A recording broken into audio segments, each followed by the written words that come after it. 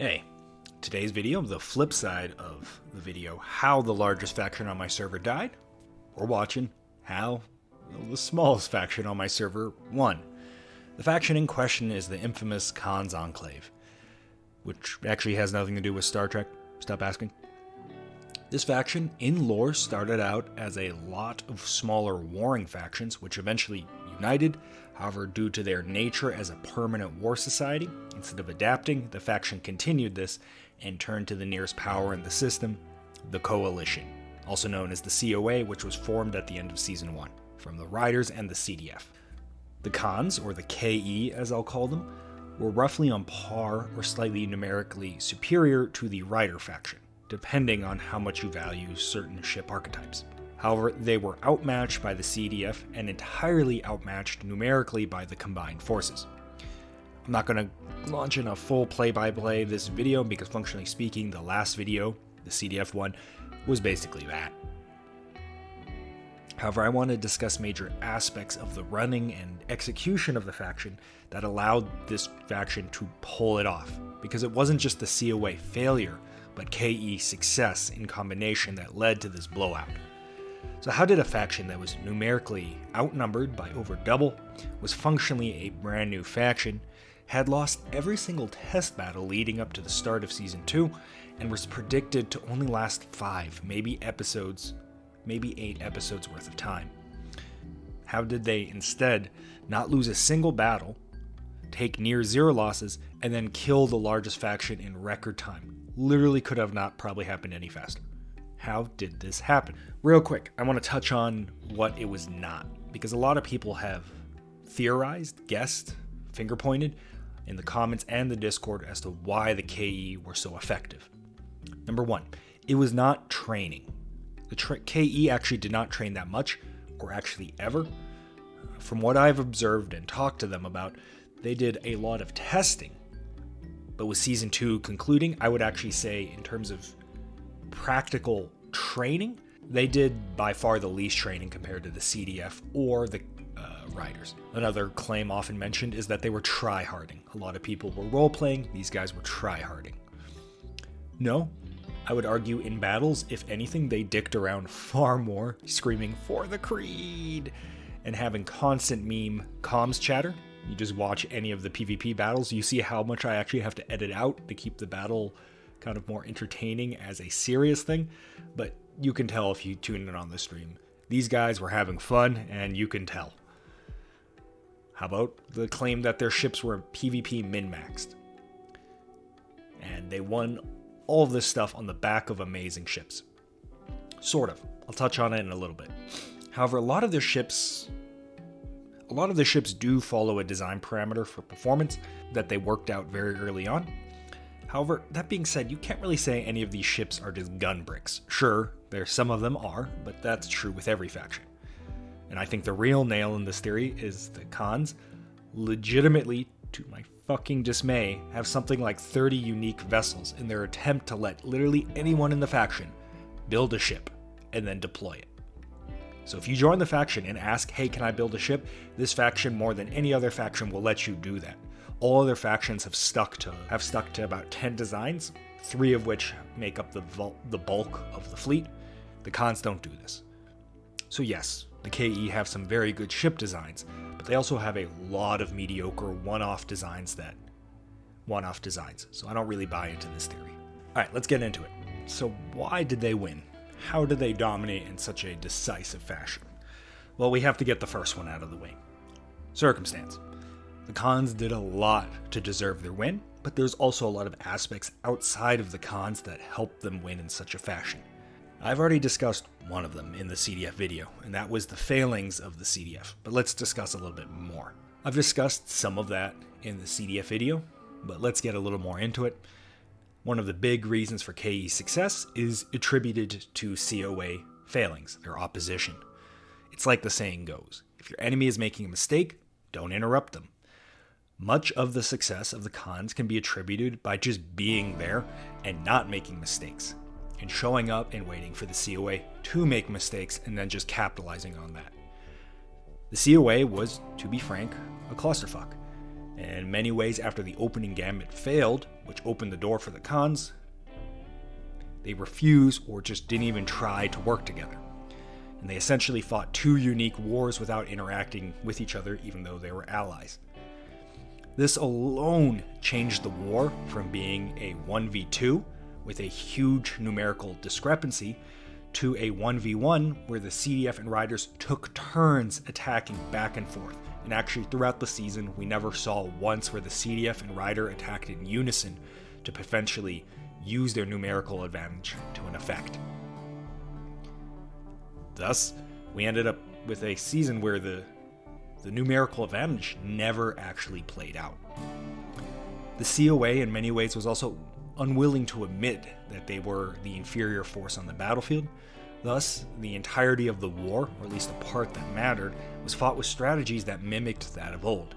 Straight up fights, 4v4, made the better man win. Not once did we see sacrificial plays that would leverage the ability of the COA to trade 1, 2, and even 3 ships for every Khan ship, which would have easily bled the KE dry. Similar all-ins and attacking fobs, denying supply situations, and grinding the offensive to a halt at the expense of ships were also never tried. Game talents that you can get in the series, which allowed the faction to place superior fobs, to double attack, double offend, whatever, none of these were used, even though they were actually chosen. Because this required admitting to a new reality, and the talk always was, first we push them out of our old territory, then we hold. The realization was never made until it was too late that, holy shit, we're actually going to lose this, we need to shift gears and hold what we have right now. That decision was never made. I touched upon this in the CDF video, but it's also worth noting the CDF just sort of gave up after about 3 turns, and this undoubtedly fed a large part into this. While they were very willing to put a lot of time in, more than the KE and the Riders combined actually in Season 1, in Season 2 that fire had vanished, real life got in the way, and while the newer recruits were ready and willing, the CDF leadership was not. By the time it was apparent to me and the CDF leadership that they just stopped really caring, the point of no return had been reached and the CDF paid the price for it. Now, this is not to necessarily blame the CDF leadership, it just is what it is and how the circumstance played out when you're in a series with a player count issue. That is, we're very stretched thin to make this happen. Finally, the Eternity's Advent, a third-party super battleship. Technically not part of nor required in this calculation for the COA to win or lose, but she could have absolutely turned the tide. However, at the start of the war, she was unceremoniously kicked out in a very aggressive fashion by both the Riders and the CDF from joining in the COA, even though she was a major component of the first war. And she was told, in no uncertain terms, not to interfere under the threat of violence. In retrospect, this was a strong front, but didn't really play out. However, due to lack of communications and animosity, the EFN, the Eternity, viewed this as extremely alarming internally, and all of the senior leadership agreed that they were most likely next on the chopping block. Combined with a battleship build effort from CDF, all the worst fears of the EFN were realized. Thus, the EFN, which was not part of this war, so it didn't really have anything to do, decided to focus her efforts on denying this battleship. This put a lot of pressure on the CDF. And while the CDF could have likely involved the Riders in this discussion to strong-arm the EFN to standing down, this was after the disastrous first opening gambit, and they didn't really talk as much together. Or if they did, it didn't result in anything in this situation. Thus, in the opening critical stages of the war, where the CDF and Riders could have potentially reversed the situation, a lot of the CDF reserve actually had to be called back to potentially fight the EFN Eternity's Advent and protect the battleship's construction. Ultimately, the semi-worst case scenario evolved, where the ships were called back, however the CDF relented and the battleship was cancelled. Now, ultimately, this probably ended up not mattering due to how the ships were deployed and how few ships were counterattacking at the time, but a lot of momentum was still robbed by the cascading effect of removing the EFN from the Alliance, thus not having the EFN on the front line when it mattered the most, but also secondary order effects where the EFN spent upwards of 5 episodes dicking around in CDF territory and the CDF having the chaser down, and more, right? It was just a huge pain in the ass. Another aspect. KE ships are pretty good. Yeah, I know I just countered this point earlier, but there's aspects to touch on. The KE have good ships. Generally on average, at least the core cruiser and destroyer combinations were better than the Rider or CDF ships. Now it's worth noting, you do not need good ships to win, nor do bad ships guarantee you lose. But it's undeniable that a good ship has a noticeable effect on combat. It means typically that newer players are much less obviously new, and good players can more effectively do other things because their ship handles a lot of the work for them. If I had to put a random metric on it, as long as the enemy obviously doesn't have poop tier ships, but they rarely do in Outlands because we're already a season in. The end result, I find that if you have good ships and the battle is close, the sides with the better ships will win, obviously. However, if the battle cascades and it's not a close battle, it doesn't really seem to change the situation all that much.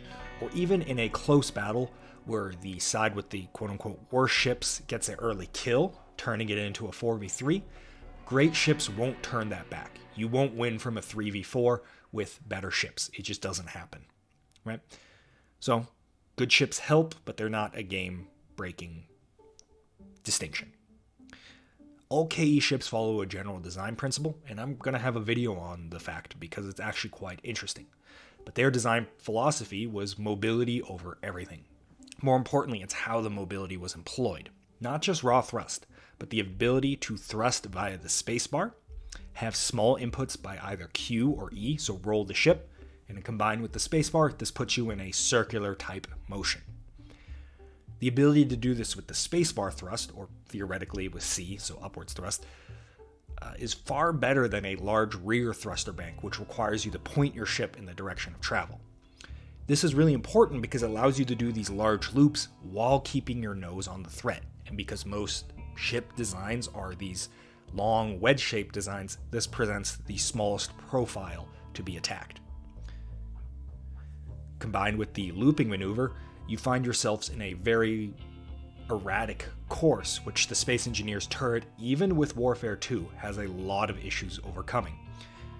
This results in very low hit rates, right up and including to about 1,000 meters, even though our weapons have a 2,000 meter range. Once again, I'll have a dedicated video on this, but it ultimately boils down to agility, mo gooder, and massive rear thruster banks, which was actually quite common, is actually well in excess of what is needed, but not only that, in some cases it actually robs you of agility due to a speed cap and maximum velocity. So functionally speaking, the Khan ships helped them be consistent. Speaking of which, that is another major reason why the Khans were so damn good and undefeatable. This is probably the biggest factor, or at least the secondary factor. The Khans were consistent. I would argue the Khans were actually not amazing at PvP. They were just good at being consistent at PvP. If the Khans would show up and I had to put a number on it, I'd say the Khans showed up and they typically almost always performed at a 7 out of 10. On some bad days, which everyone has, they would perform at a 6 or 6.5 out of 10. They're good and amazing, and bad days didn't actually look all that far apart. The CDF would show up, and some days they would have an 8 out of 10. We've seen that. But also, they've had 4 out of 10 days, 2 out of 10 days. Winning a war requires consistency, and blowouts, where you lose, but you lose devastatingly, is worth way more than a singular loss. A retreat with one damaged ship versus losing the entire squadron is not in the same ballpark of how badly it screws you over at the strategic level. I absolutely believe the CDF can perform at a 7 or even 8 out of 10 level at the start of the season. We saw it. They checked multiple offenses by the KE without blinking. However, the reality was they had one really bad day, followed by a second really bad day, and that destroyed the faction. The KE always just had average days, and win or lose, ultimately it didn't matter to all that much because their constant momentum was forward. In other games or sports or whatever, this is called an unforced error. Because the KE played consistently and the CDF and Riders played less consistently, The KE just needed to wait around for a bad day. All the KE needed to do was play even, and if they stuck around long enough, their opposition would play so poorly that by comparison, they would look amazing. Thus, they would never need to commit all in for really fancy strategies. They just need to sit around and wait for a bad day to occur, and that's exactly what happened. The flip side to illustrate this, the Riders started this war at, sorry guys, but a 4 or 5 out of 10 in terms of playing. So even if they did play consistently, they were well below average of the playing field at the time. This was likely due to constant leadership changes, a dwindling population as the Riders were becoming less popular at the time. The Riders really just struggled to put out. However, the current leader of the Riders looked this loss in the face and instead of buckling, decided to work on it. And week after week after week of constant training, they were maybe slightly worse than the KE, but he kept at it, he kept at it, he kept at it. And we're now looking at a situation where the Riders were probably the weakest faction, not just in raw numbers, but in player skill, to honestly a faction that is a potential threat to the KE alone right now. And in my opinion, you can begin to consider them equals. The Riders learned the lesson from the KE. You don't need to be amazing. And everyone, I've noticed, at least in the start of this series and other communities, everyone thinks you need to be amazing. No, you just need to be consistent. Once you have consistent down, that's when you're allowed to be amazing. But a lot of commanders I've noticed in Outlands want to go straight to amazing and skip being consistent and getting the core aspects down. This leads us into the next thing, leadership. Or actually in the KE's case, lack thereof. There are many ways to skin the cat of leadership, and I have a whole video on this. However, for this war against the COA, the KE leadership style proved very adequate and fitting for their brand new faction. Real quick. Bottom-up leadership or decentralized leadership is the concept of removing as much decision-making process from the leader and outsourcing that to the lower levels. This is why the US military is often feared, because it is extremely decentralized relative to other militaries. And even NCOs understand the game plan, how to push the objective, what to do when, and most importantly, the balls to commit to the course of action without instructions from higher. This is insanely hard to do because it requires a much higher level of experience, training, and a robust doctrine and more. But it pays dividends because because every person or most people know what to do and when. And typically, that player will be in the spot where it is occurring versus the leader, which is typically more offset from the action. Let me tell you a story to explain this well. A Khan cruiser was being chased by CDF destroyers, and from the outside it very much looked like these destroyers were going to kill it.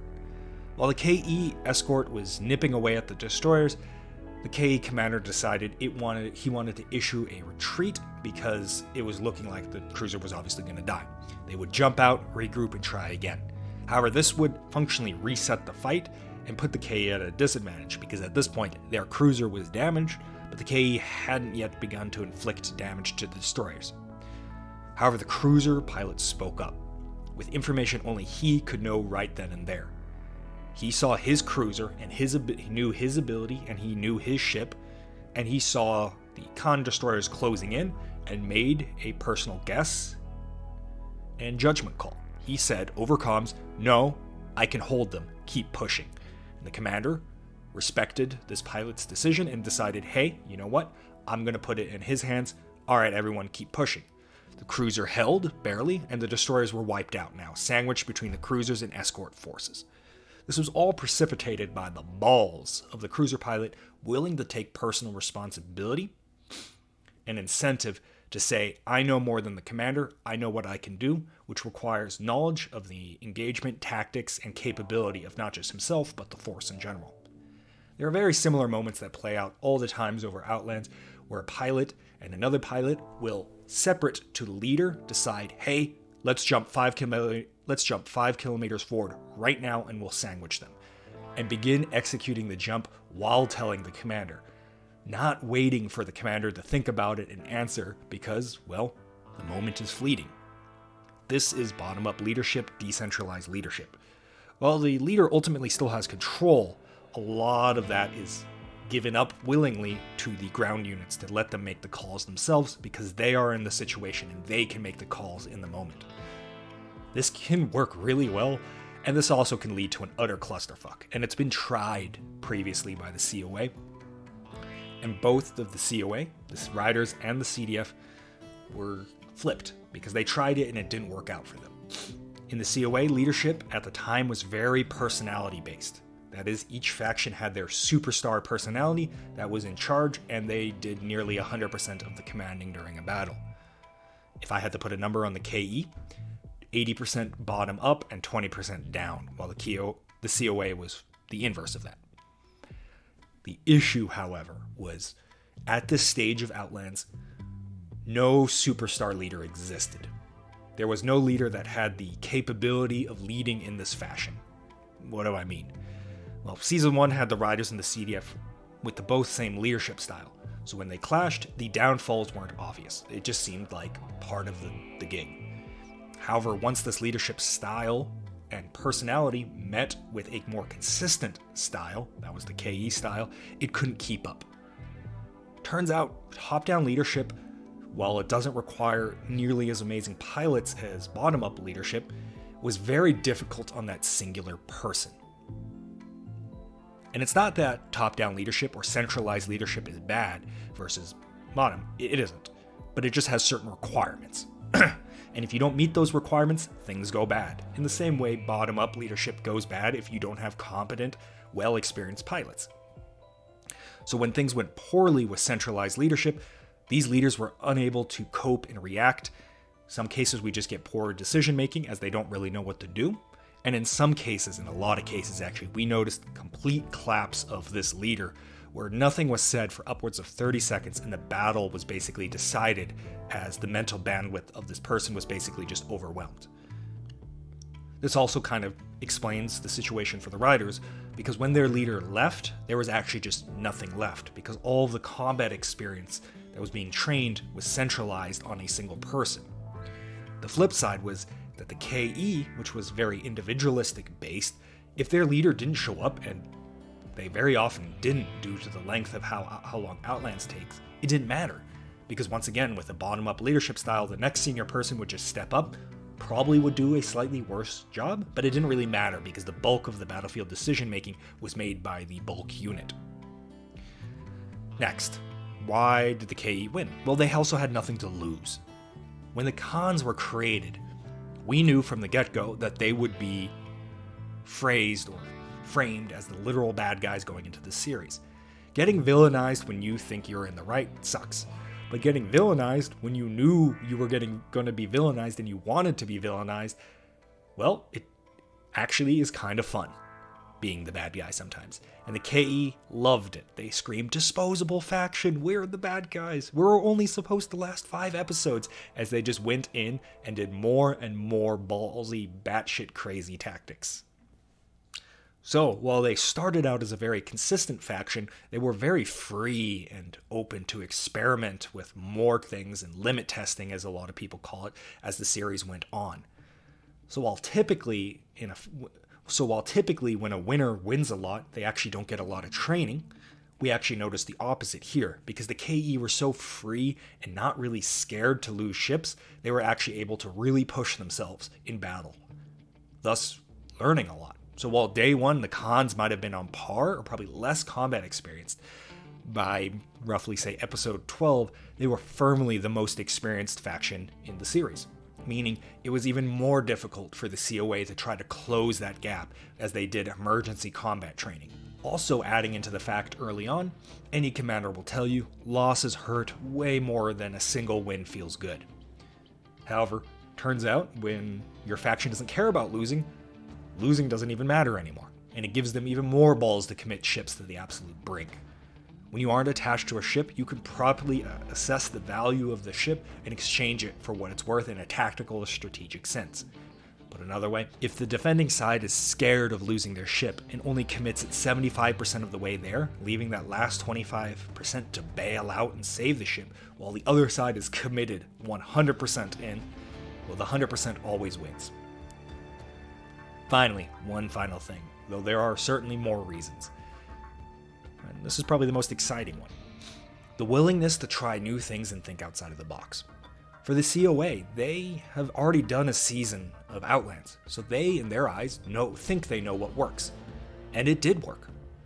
However, their logic was very static and limiting. It's about tile control.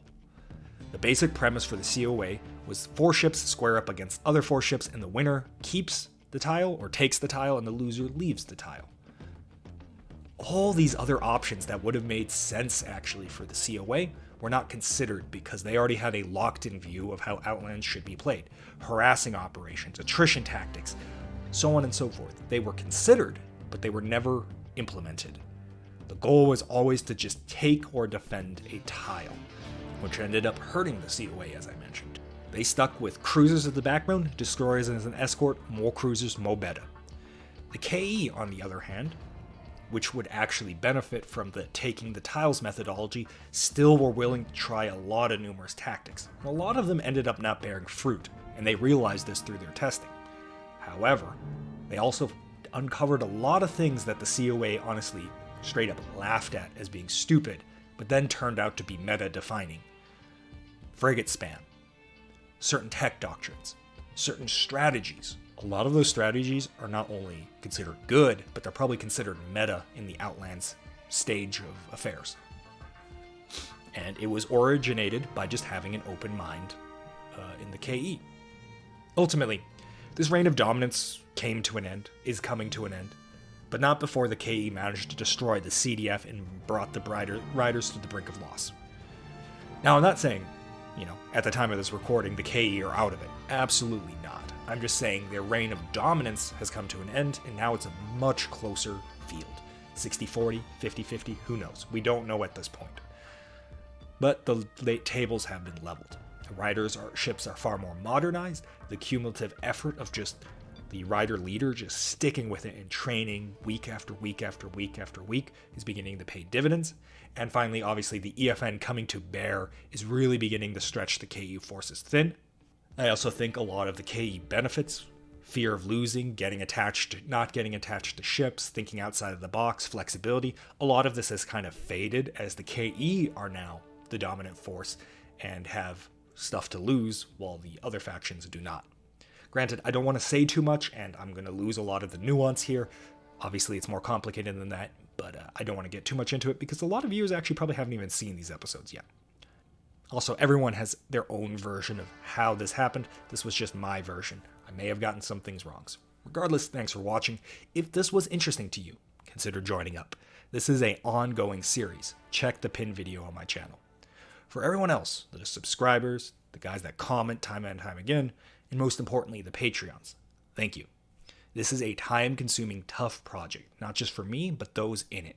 And the fact that people are willing to shell out some hard-earned cash monthly is the ultimate form of, hey, thank you, please continue doing what you're doing.